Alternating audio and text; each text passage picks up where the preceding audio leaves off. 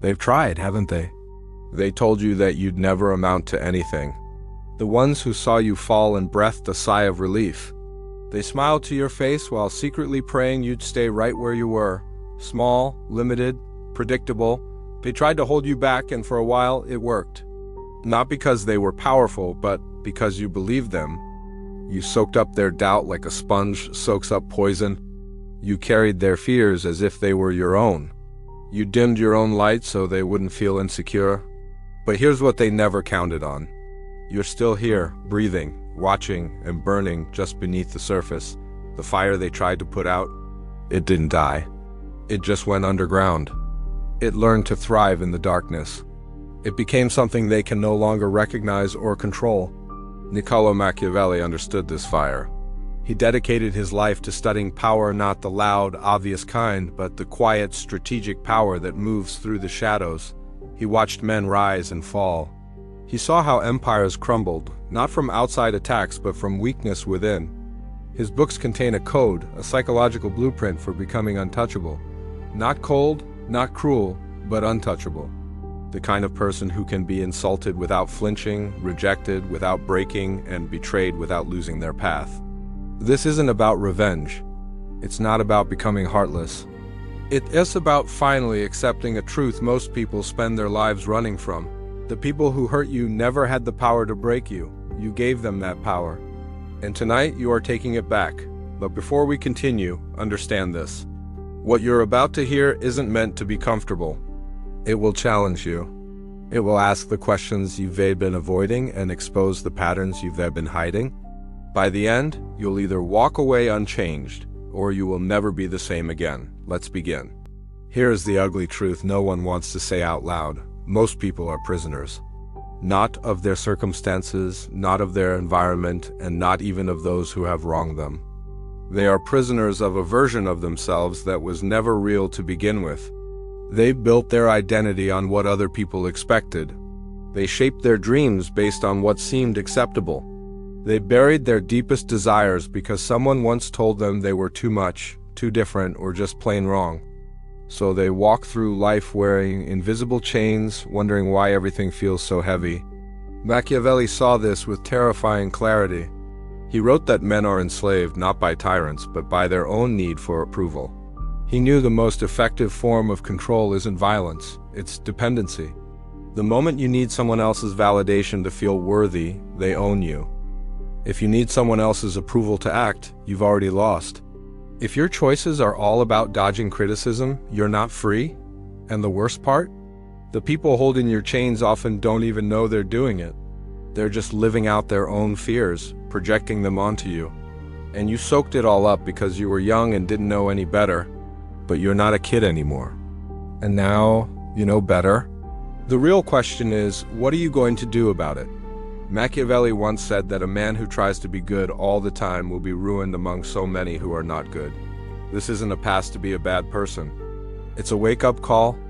It means if you wait for the world to play fair before you make your move, you'll be waiting forever.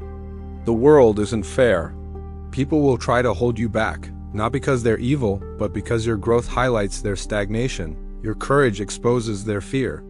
Your success reminds them of their own excuses. So they'll say things like, be realistic, don't get your hopes up. Who do you think you are? They'll wrap their fear in a blanket and call it practical advice. They'll call their limitations love, but here's what they don't get. You're not asking for permission anymore. Let me ask you this. How many times have you been knocked down? How many times have you failed? How many nights have you stared at the ceiling, wondering if you'd ever make it? And yet, here you are, still standing, still searching, still refusing to believe this is all there is.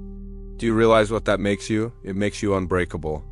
Not because you don't feel pain, but because the pain hasn't stopped you. Every insult, every rejection, every betrayal was meant to be a final blow, but it wasn't. They couldn't break you. It's not because you're made of stone. It's because some part of you, deep down, refuses to surrender. A quiet voice that keeps whispering, not yet. A part that holds an irrational belief that your story isn't over. Machiavelli had a word for this quality, vert. Not virtue like being a saint, but an inner force, a mix of will, adaptability, and relentless forward motion. It's what separates those who forge their own destiny from those who are simply carried along by circumstance. And here's the secret most people miss. Vert isn't something you're born with, it's something you build. Every single time you get back up, you're building it. Every time you choose action over apathy, you're adding another layer. Every time you refuse to let someone else's opinion define your reality, you are forging it. Those hits weren't meant to destroy you, they were meant to reveal you. Every scar you carry is a trophy, proof that you survived what was meant to end you. You think your pain is a weakness? Your pain is your power. It taught you lessons comfort never could. It carved depth into your character that safety would have left shallow. It gave you wisdom that only comes from walking through fire. The people who tried to break you had no idea what they were creating. They thought they were crushing you. Instead, they were forging you into a weapon. And now, you're ready. Thanks for watching. Did you know Machiavelli figured it out 5 centuries ago? The very thing that tried to break you is the same thing that now makes you dangerous. Not violent dangerous, but dangerous because you're no longer controlled by fear. This is the core of it. Machiavelli's work isn't just a list of tactics. It's the psychological code for becoming unstoppable. It's a total shift in consciousness, a complete rewiring of how you see yourself and the world. And it all starts with a single, uncomfortable truth. You are alone. Not in a sad, isolated way, but in a strategic one. Nobody is coming to save you. Nobody is going to hand you your purpose. And nobody is going to fight your battles for you. This isn't pessimism. This is liberation. The second you stop waiting for a savior, you start to become one for yourself. When you finally accept that your life is your responsibility, you reclaim all the power you've been giving away. Machiavelli wrote, "He who builds on the people builds on mud." He wasn't saying people are worthless. He was saying that if your foundation is other people's approval, it'll crumble at the first sign of pressure. Your foundation has to be internal. Your self-worth, your direction, your reason for getting out of bed in the morning, you can't borrow those things. They have to be owned completely and without apology. This brings us to the second part of the code. Your emotions are data, not directives. Most people are puppets of their feelings. They feel fear, so they run. They feel anger, so they lash out. They feel doubt, so they freeze. But Machiavelli saw it differently. Emotions are just messages. They tell you what's happening inside, but they don't give the orders. You don't have to obey them. The unstoppable mind observes everything, but is controlled by nothing. It sees fear without becoming fearful. It acknowledges anger without reacting. This isn't about suppressing your feelings. It's about mastering them. You become free to choose your response instead of being hijacked by your own reactions. And now, for the third and most potent piece of the code, you must learn to wear masks. Not to deceive, but to survive. Machiavelli knew that the world doesn't always reward raw honesty. It rewards strategy. The person who reveals everything makes themselves a target. But the person who holds something back becomes intriguing, powerful, and unpredictable. This isn't about being fake. It's about being selective. You don't owe everyone a backstage pass to your inner world. You don't have to justify your deepest thoughts to people who have unearned the right to hear them. You can be genuine without being completely exposed. Thanks for watching. If this resonated with you, hit that subscribe button for more. Kindness is not the same as being naive. And wearing a mask isn't a lie, it's a form of protection. It's understanding that not everyone has earned the right to see every part of you. When you master this, something incredible happens. People can no longer weaponize your openness. They stop searching for vulnerabilities to exploit and start noticing something different about you. Something they can't quite control. That's when the power shifts. Nobody ever tells you what it truly means to be unstoppable. It's not about speed or intensity. It's not about bulldozing through every obstacle with brute force. It's about being inevitable. The unstoppable person moves like water. When a wall appears, they don't crash against it. They find another way. They go around it, under it, or simply wait for the wall to crumble, but they never stop moving toward their goal. Machiavelli saw this in leaders who survived when everyone else fell. They weren't the strongest or the loudest. They were the most adaptive, patient, and willing to change their tactics without ever changing their ultimate objective. He wrote, "Fortune favors the prepared mind." But what he really meant was that while you can't control what happens to you, you can control how well you prepare for it. Most people try to predict one future. The Machiavellian mind prepares for many futures. It builds contingencies. It develops skills for thriving in chaos. It cultivates an adaptability that makes it formidable in any situation. You can't stop water, you can only divert it for a little while. Eventually it finds its way. That is what you are becoming. Not a force that breaks through walls, but one that simply outlasts them. And here is the mental shift that makes this possible. You have to let go of the timeline. Most people give up not because the goal is impossible, but because it's taking longer than they expected. They have an internal clock that whispers, if it hasn't happened by now, it never will. That clock is a lie. That timeline was never real. It's just something you picked up from a world obsessed with speed. But real depth takes time. Real transformation takes time. Becoming who you are meant to be takes longer than becoming who others want you to be. Machiavelli didn't write The Prince in his 20s. He wrote it after being exiled, tortured, and stripped of all his power and influence. He wrote it from the ruins of his former life. Your greatest strength isn't built in comfort. It's forged in the fire of your challenges. Thanks for watching. Did you know one of the most influential political books ever written was penned by a man in exile, stripped of everything he held dear? Niccolò Machiavelli wrote The Prince not from a place of power, but from the ruins of his career. And that book altered political thinking forever. Your best work might just come from your worst season. Your true impact could begin right after everything seems to have ended, but only if you refuse to be stopped.